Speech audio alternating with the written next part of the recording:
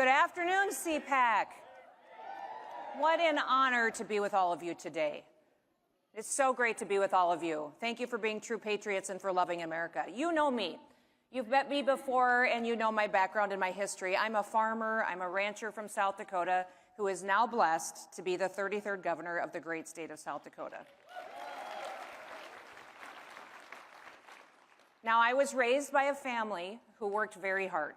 They solved problems, they believed in personal responsibility, and not sitting around and waiting for the government to be the answer.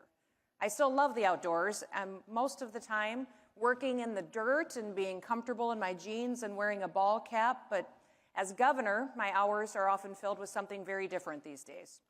I'm here today to let you know that 2024 should not be a year where we get hung up on party politics, where one-issue disagreements, or picking our leaders based on how long they've been in the U.S. Senate, or how many speeches they give each year.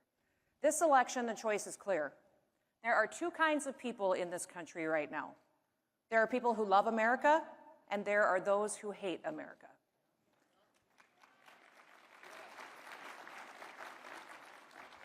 Those who hate America are working every day to destroy it. And let's be clear, Joe Biden is destroying America and taking away your freedoms. We can't just sit around complaining about it anymore. We need to do more. You know, I was recently asked an interesting question by a group that I had the chance to speak to. It was a leadership class, and they asked me a question from the audience and said, Governor Noem, how do you make your hard decisions? And I thought about it for a minute, and then I just said, you know what? It isn't hard. It's easy, because I know the foundation that I need to start from with every single decision that I make as governor. I went on to tell them a little bit about how when I first started to run for governor of our state, it was clear that it was going to be a very different race than I had ever run before. It was showing up in my polling that it was going to be an issue that I was a woman. Now, South Dakota had seen women lead before, of course, in business and in our state legislature and in Congress, but we had never had a female governor before. We'd never had a woman as the CEO of our state. It was a new idea. Now, I had spent my entire life in a man's world. I loved my dad. He was my best friend. I spent my days in the tractor, chasing cows, going on hunting trips with him. I was usually one of the very few women driving semis, hauling grain, showing up at farm policy meetings, serving in leadership in our state legislature, and even during my time in Congress, I was one of just a couple of women on the leadership team, making decisions on policy there. It was normal for me to be one of the few women in the room, and it was nothing out of the ordinary. But I remember the day that I was actually being sworn in to office as the first female governor of South Dakota. And much of that ceremony that day was dedicated to the historical nature of that event. I was being sworn in to office on the 100th anniversary of women getting the right to vote in our state for the first time. And as the ceremony went on and the speakers continued to point out the significance of this 100-year anniversary and me taking the oath of office, it really started to hit me. For the first time, I thought to myself, wow, this is kind of a big deal. I looked around the Capitol Rotunda and I saw it filled with hundreds and hundreds of people, but for the first time, I started to notice all of the little girls in the room and all the women. And I realized that this really was going to be a part of history.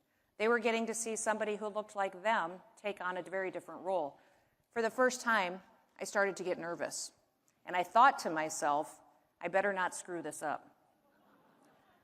As I stepped up to be sworn in by our Chief Justice of our Supreme Court, placed my hand on my dad's Bible, and I raised my right hand, I realized that I was only making two promises to the people of South Dakota. I was promising to uphold the Constitution of the great state of South Dakota and to uphold the Constitution of the United States of America. Two promises. I can do that. So from that moment on, every decision that I make starts with asking the questions, is this constitutional? Do I have this authority as governor? What authority do I not have?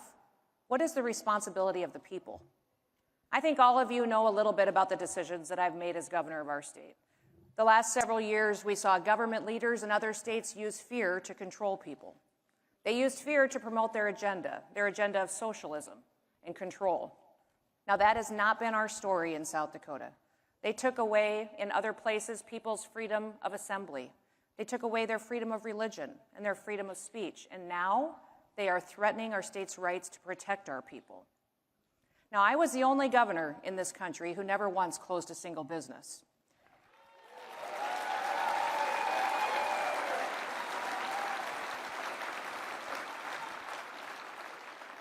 I never mandated anything to my people. I never told anyone that they couldn't go to church. We were the only state to turn down the elevated unemployment benefits because our people wanted to work. We trusted each other, and we got through our challenges together, and we are stronger because of it. Today, South Dakota is thriving. Because of the decisions that we've made in South Dakota, we broke the record for the lowest state unemployment rate in the history of America at 1.8%.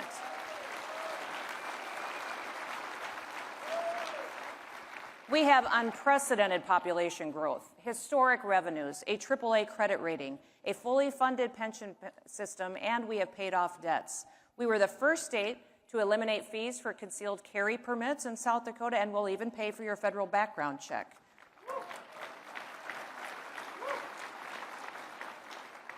When the federal government tried to push the central bank digital currency, we were the first state in the nation to veto that bill and to say, no way, not here. We have built roads, bridges, dams, and even a railroad. Who builds railroads anymore? South Dakota does. We do. We put high-speed internet access across the entire state. We have the highest birth rate in the nation. People have hope. People are having babies, and I love it. We do not have an income tax. We have no personal property tax, and last year we passed the largest tax cut in our state's history by lowering our sales tax to 4.2%.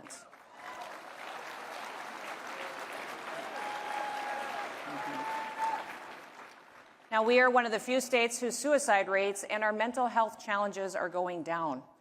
And we have the lowest drop in overdoses the last couple of years as well. What does all this say? This says that our people are happier. And they're happier because they're free. Leadership matters. I'm just going to say it. Joe Biden and Kamala Harris, they suck.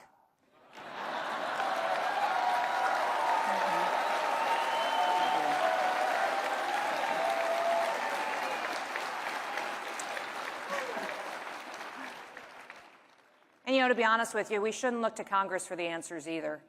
The gridlock on Capitol Hill is not going to break in time to save America. We need a president who will.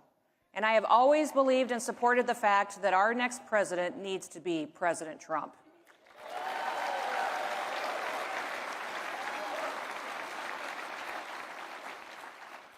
We have incredible threats to our country right now.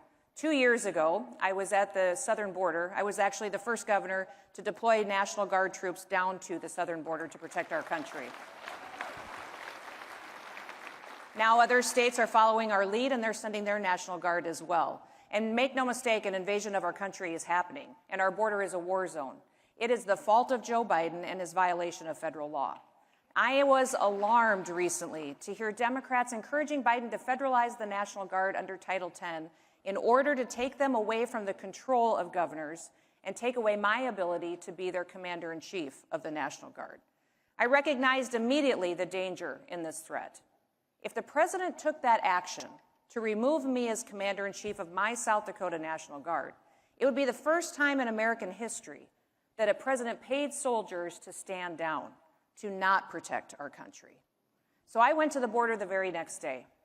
I offered to bring razor wire there so Texas would know that South Dakota stands with them, and I would load it in my truck and bring it. And I wanted them to know that we will defend our state's rights to protect our people and to protect them from a corrupt federal government. When I came home, I gave a joint address to my legislative session, and that very day our state legislature passed a resolution in support of securing our border and standing with Texas. South Dakota was the very first state legislature in this nation to take such an aggressive action, and I am so proud of them for doing that.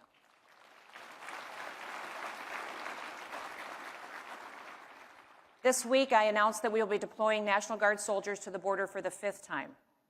This time, they will be constructing a wall, a barrier,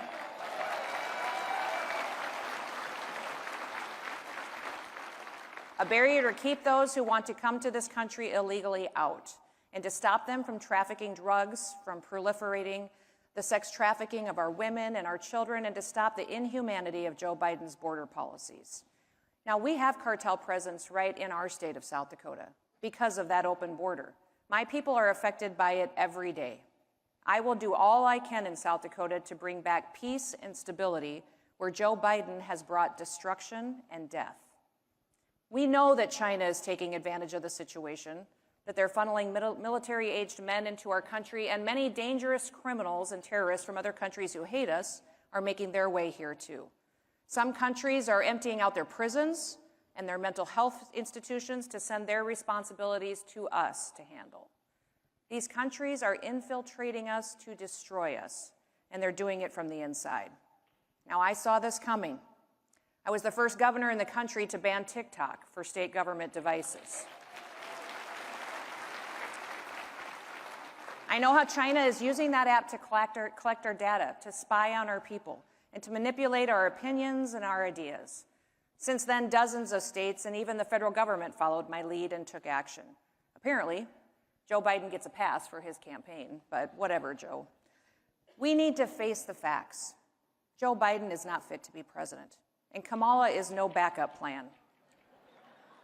They have facilitated communist policies, socialist programs into our American democracy. It is not the government's job to simply do everything for people. It is the job of the government to empower people to do things for themselves.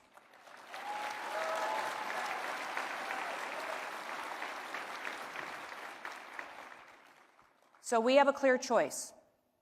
I was one of the first people to endorse Donald J. Trump to be our next president. Last year, when everyone was asking me if I was going to consider running for president, I said no. Why would you run for president if you can't win? I didn't say that to be nice. I said it because it was a fact. No one we knew could beat Donald J. Trump. We've known that for over a year, that he's the only person who had the support to be the Republican nominee.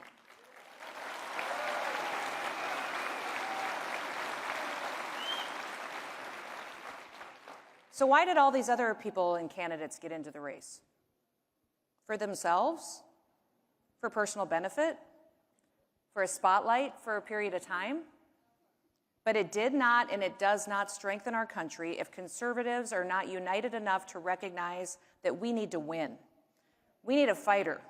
We need someone who doesn't give up, who has never quit on us, so don't you quit on him. President Trump,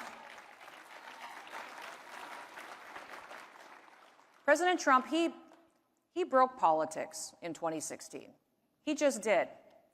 And I think that's a good thing because he's real. He's not perfect. None of us are. But he cares about you. And what I love about him the most is that he doesn't think he's better than you. So luckily, we are not going back to the good old days of the Romneys and the Cheneys. And the Republican Party is much bigger than that now.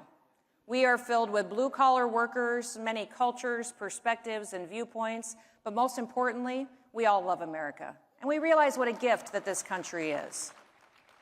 This country is the greatest experiment in humankind. And if we lose it on our watch, where will we go? Where is there another country that is better or offers us more opportunity? It just doesn't exist. So for me, there is no going back. I'm all in. And you need to be too.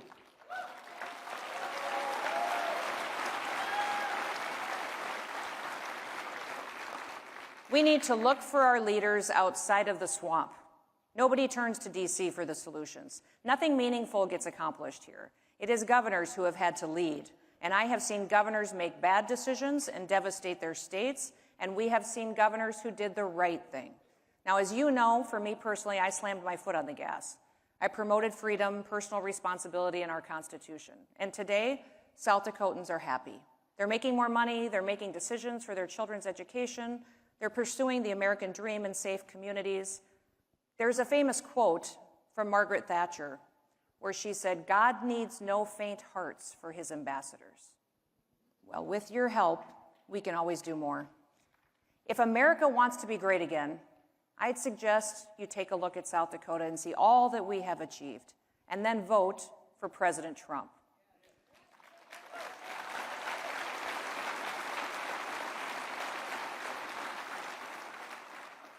I want to thank you for your dedication to freedom.